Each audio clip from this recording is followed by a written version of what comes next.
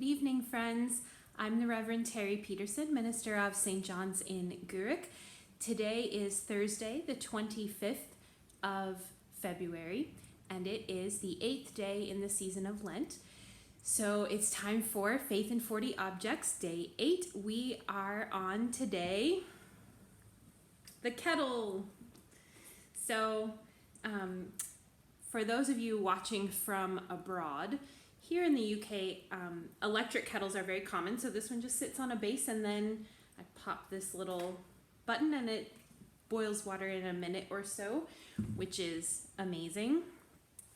I use my kettle multiple times every day. I'm sure many of us do, especially here in Scotland, where the weather is, shall we say, variable. So I was thinking about the scripture that we would use to think about our kettles, and my first thought was about how Jesus talks about offering people a cup of cold water, and that is basically the last thing we want to be offered. If we're ever allowed in people's houses again, we always want to be offered a cup of tea or coffee, except for those maybe 3 weeks in the summertime when it's warm enough to want a cold drink. All the time we want a tea break or a coffee break. And with an electric kettle, it goes pretty quickly, right? You can make your tea or coffee in just a couple of minutes. But I was thinking about tea breaks and how important they are during the day, that we cannot just work nonstop for an entire day on anything really, because our minds need the break as much as our bodies.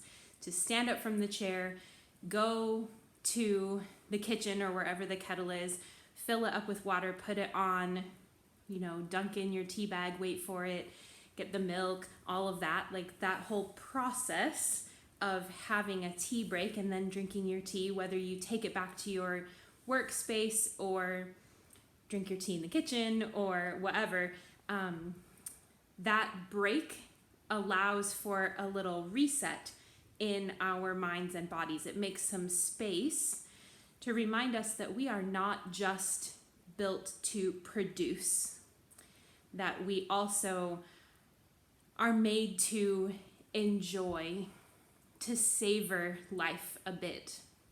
So whenever we put on the kettle, I hope we're taking that moment to savor life a little bit, to take a break from being productive and remember that we are a part of what God is doing, not the one on whom God depends to get everything in the world done right. So then I was thinking about this little section of Luke's Gospel from chapter 12, which is a chapter we are not reading on Sundays this year. So we read from chapter 10 last Sunday, and then we're moving on to chapter 13 this coming Sunday. But in between, we have this bit beginning at chapter 12, verse 22. Jesus said to his disciples, "Therefore I tell you, do not worry about your life, what you will eat, or about your body, what you will wear. For life is more than food, and the body more than clothing. Consider the ravens. They neither sow nor reap. They have neither storehouse nor barn, and yet God feeds them. Of how much more value are you than the birds? And can any of you, by worrying, add a single hour to your span of life?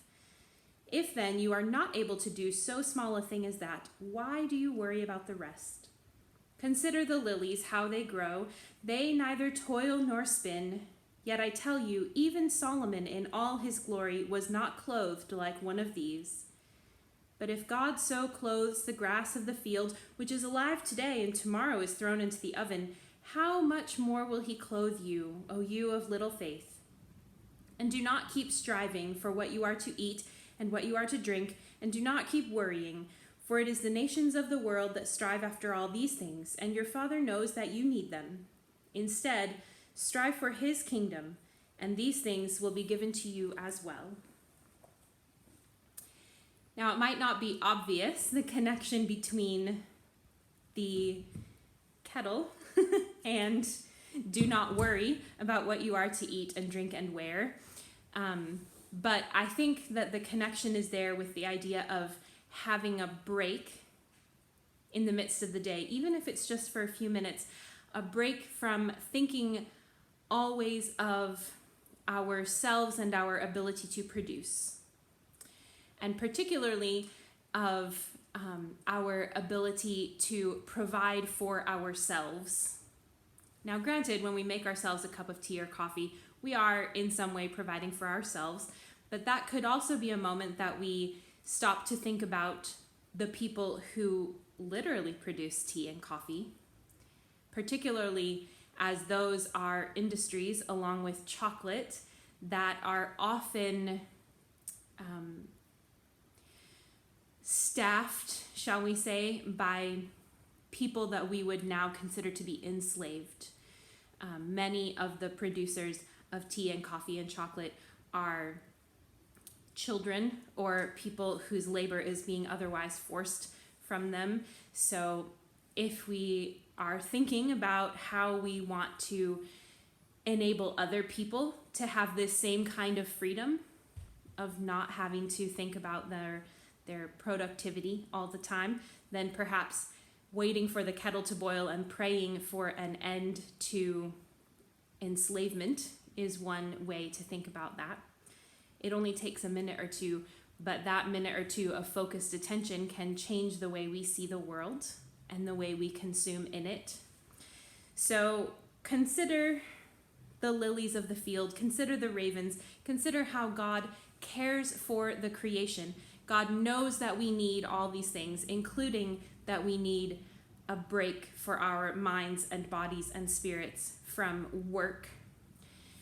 And we are promised that seeking God's kingdom will result in also finding all the things that we need. Now, we know that on a very practical level, we have to think about what we're going to eat and drink and wear.